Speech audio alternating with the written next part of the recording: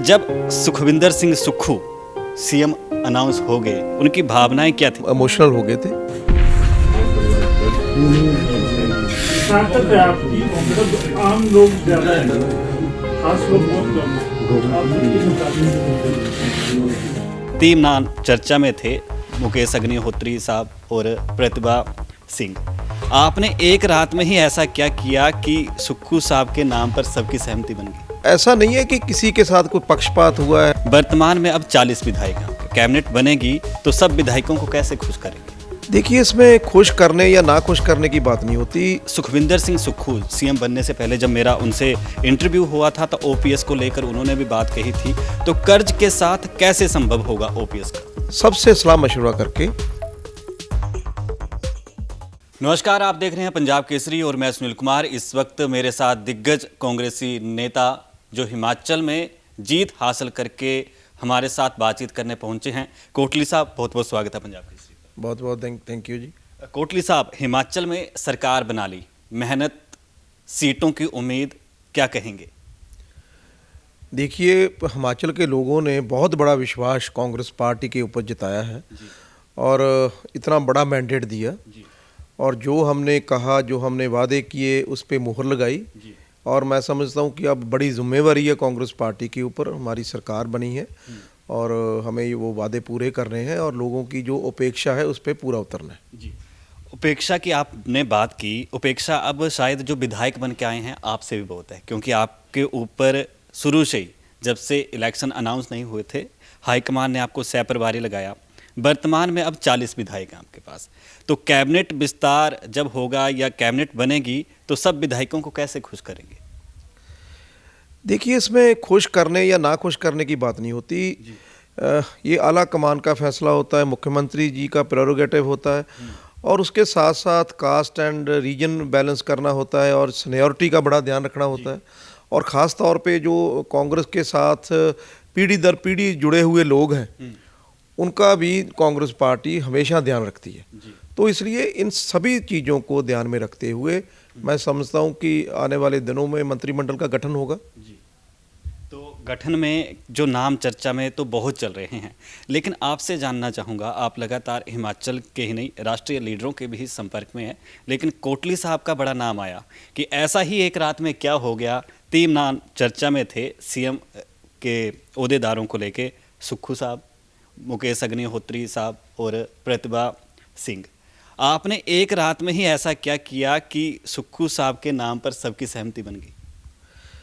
देखो, ये तो क्योंकि हमारे सेंट्रल ऑब्जर्वर आए हुए थे, उन्होंने 1 to 1 सभी विधायकों से बातचीत की, उनसे पूछा कि उनकी राय क्या है और उसके बाद फिर हाईकमांड को सारी सूचना दी जाती है और फिर हाईकमांड देखती है कि अतीत में कौन से नेता ने पार्टी के साथ किस ओहदे पे रह के काम किया और कैसा वो कार्य करता है।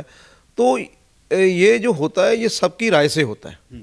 तो ऐसा नहीं है कि किसी के साथ कोई पक्षपात हुआ है या किसी को पूछा नहीं गया। सबसे सलाह मशवरा करके आज अगर सुखविंदर सिंह सुक्खू जी के ऊपर कांग्रेस पार्टी ने मोहर लगाई है और उन्होंने कई वर्ष पहले कांग्रेस की अध्यक्षता के रूप में उन्होंने काम किया और उसके बाद फिर एनएसयूआई के अध्यक्ष भी रहे, यूथ कांग्रेस के भी रहे और प्रदेशाध्यक्ष भी रहे। तो इसका मतलब काफ़ी कर्मठ कार्यकर्ता के रूप में उन्होंने हिमाचल में काम किया और आज उनके ऊपर बहुत बड़ी जिम्मेवारी है और मुझे पूरी समझ आती है कि वो उस जिम्मेवारी को पूरा अच्छी तरीके से निभाएंगे। जो लोगों का एक अपेक्षा है उसके ऊपर पूरा उतरेंगे और सबको साथ लेकर चलेंगे। जी, अच्छा, दूसरी बड़ी बात यह है कि खींचतान की अक्सर खबरें सामने आती हैं, एक परिवार होता है, खटपटाहट रहती है। तो आपको क्या दिक्कतें आई जब ये सारा अब सरकार बनाने तक का आपका सफ़र रहा, क्योंकि आप पंजाब में भी मंत्री रहे हैं? नहीं, ऐसा कोई दिक्कत का हमें सामना नहीं करना पड़ा। मैं क्योंकि 4 सालों से काम कर रहा हूँ हिमाचल में और मैंने देखा है कि हमारा धरातल पे हमारा जो कार्यकर्ता है वह मजबूत है। कांग्रेस पार्टी का जो काडर है वो हिमाचल में बड़ा मजबूत है और हमारे पास लीडरशिप की भी कोई कमी नहीं। हमारे पास बड़ी strong leadership line and length है। तो इसलिए हमें ये इस बात का बहुत बड़ा फ़ायदा हुआ कि कार्यकर्ता भी मजबूत है और हमारी लीडरशिप भी मजबूत है। तो इसलिए आज हम सत्ता में आए हैं। तो इसका हमें बहुत बड़ा फ़ायदा हुआ है। अच्छा, मंडी जिला का रुख करूंगा। मंडी जिला में क्योंकि कांग्रेस की वर्तमान प्रदेश अध्यक्ष भी वहां से लोकसभा मेंबर हैं और उसके साथ मंडी में से ही सिराज, जहां से पूर्व सीएम चुनाव इस बार भी जीते हैं, तो वहां पे जो भौगोलिक स्थितियां हैं और फिर भी जो सीटों का समीकरण रहा, उसको लेकर क्या कहें?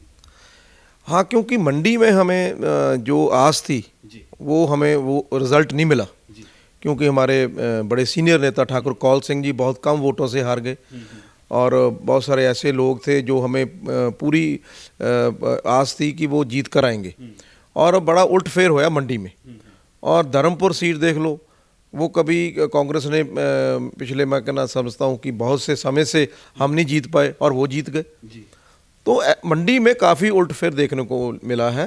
तो मैं समझता हूँ कि हमने काफ़ी मेहनत की थी और हमें बड़ी आस भी थी, लेकिन मैं समझता हूँ कि क्योंकि वहाँ से बीजेपी के मुख्यमंत्री थे, ये भी बात जो है वो लोगों के बीजेपी के हक में चली गई। जी तो अब हम मंडी में क्योंकि हमें अभी बहुत सा काम करना है और हमें आने वाले दिनों में मंडी में कांग्रेस को मजबूत करना है, इसके लिए भी हम आने वाले दिनों में सोच विचार करके वहाँ भी संगठन को पूरा मजबूत करेंगे। जी मंडी के साथ जिक्र करूंगा डलहौजी सीट का, आशा कुमारी का, क्योंकि पंजाब में भी उनकी काफ़ी जिम्मेदारी रही है विधानसभा चुनावों से पहले। तो ऐसे में ये जो बड़ी सीटें आपसे जहां जीत हासिल नहीं हुई है, क्या कारण मानते हैं यहाँ पे हार का? देखिए, कई बार होता है कि जब हमारा वहाँ सिटिंग, क्योंकि आशा कुमारी जी हमारे पिछले, मैं समझता हूँ कि 5 बार के लगातार विधायक चले आ रहे थे, तो कई बार वहाँ एंटी इनकम्बेंसी हो जाती है कि बहुत लोगों को लगता है कि बहुत सारी बातें वो उनको ये होता है कि विधायक के उसमें ही होती है, सारा वो करता है। लेकिन क्योंकि सरकार नहीं थी हमारी, तो विधायक बिना सरकार के कुछ नहीं कर पाता। तो इसलिए पता नहीं क्यों वहाँ ऐसा रिज़ल्ट हमें देखने को मिला, लेकिन वो हमारी बड़ी नेता हैं और आने वाले दिनों में पार्टी के लिए मजबूती के लिए काम करेंगे। वो ठीक है, सरकार में नहीं आ पाए, वो जीत नहीं पाए, लेकिन वो जैसे हमारे वो उनका हमेशा ही लीडरशिप एक ऐसी उनको हमें मिलती रही है, तो आने वाले दिनों में भी वो अच्छे से हमें पार्टी के लिए काम करेंगे। जी अच्छा, दूसरी बड़ी बात करूंगा और अहम सवाल लूँगा, क्योंकि हिमाचल के हर वोटर का जो अभी वोट देने वाले नहीं हैं, उनका भी उस पर खास तौर पर जो है वो नज़र बनी हुई है, क्योंकि खबरें सबने पढ़ी हैं, कर्ज में हिमाचल दबा है। आप पंजाब में मंत्री रहे जब कांग्रेस की सरकार थी, पंजाब में वही स्थिति है। तो ऐसे में जब सुखविंदर सिंह सुक्खू सीएम बनने से पहले जब मेरा उनसे इंटरव्यू हुआ था, तो ओपीएस को लेकर उन्होंने भी बात कही थी, तो कर्ज के साथ कैसे संभव होगा ओपीएस का? देखिए, जैसे मैंने कहा, हमारे पास बड़े एक्सपीरियंस्ड लीडर्स हैं और अभी जिम्मेवारी मुख्यमंत्री जी के पास भी है, उप मुख्यमंत्री जी के पास भी है और अच्छे लोगों का मंत्रिमंडल का गठन भी होगा और सारे प्रदेश के हित में फैसले करेंगे और बड़ी सूझबूझ से काम करेंगे। और हमें आशा है कि हम प्रदेश का जो इंफ्रास्ट्रक्चर है उसको बिल्ड कर पाएंगे और खजाने का जो हाल है वो भी ठीक कर पाएंगे। मतलब सारी बात जो होती है वो सूझबूझ की होती है।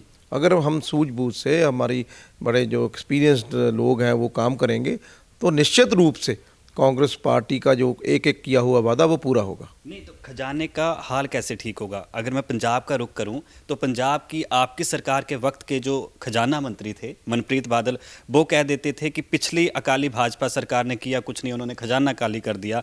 तो ऐसा तो नहीं होगा कि अब कांग्रेस हिमाचल में भी यही कहेगी कि खजाने में है ही कुछ नहीं? देखिए, बिल्कुल ठीक। जब हमने पंजाब में हम आए सत्ता में 2017 में, तो हालात बहुत कमज़ोर थे खजाने के और हमने 5 सालों में खजाने के हालात मजबूत किए। हमने अपने खर्चे कम किए, हमने अपने जो आमदन थी उसको दुगना किया और उसके साथ साथ हमने फिर डेवलपमेंट भी करवाई और इतनी रिकॉर्ड तो डेवलपमेंट हम पंजाब में हुई 5 सालों में। और हमने इंडस्ट्री को बहुत बड़ा बढ़ावा दिया। 1 लाख करोड़ का पंजाब में 5 सालों में निवेश हुआ और उसके साथ साथ हमने हमारे जो भी हमारे डिपार्टमेंट्स थे उनमें हमने अच्छे से काम किया और आमदन को दुगना तिगना किया। और अब देख लीजिए आज हाल क्या है क्योंकि आज पंजाब में जिस तरीके से सरकार चल रही है, कोई नामो निशान ही नहीं लग रहा, कोई सरकार का कोई ऐसा लग ही नहीं रहा कि कोई सरकार काम कर रही है। लॉ एंड ऑर्डर सिचुएशन बिल्कुल डामाडोल हो चुकी है और उसके साथ साथ एक भी डेवलपमेंट का काम अभी तक नहीं हुआ। तो इसलिए हिमाचल में मैंने जैसे कहा कि कांग्रेस पार्टी के पास एक अच्छी विचारधारा है और हमारे जो लीडर्स हैं वो एक क्षमता रखते हैं कि वो खजाने को मजबूत करेंगे। और आप देखने ला आने वाले दिनों में हिमाचल में भी आपको अच्छा रिजल्ट देखने को मिलेगा। चलो, वैसे भी हिमाचल में अब तक का जो कार्यकाल मुख्यमंत्रियों का रहा है उसमें फाइनेंस डिपार्टमेंट जो है सीएम के पास ही होता है।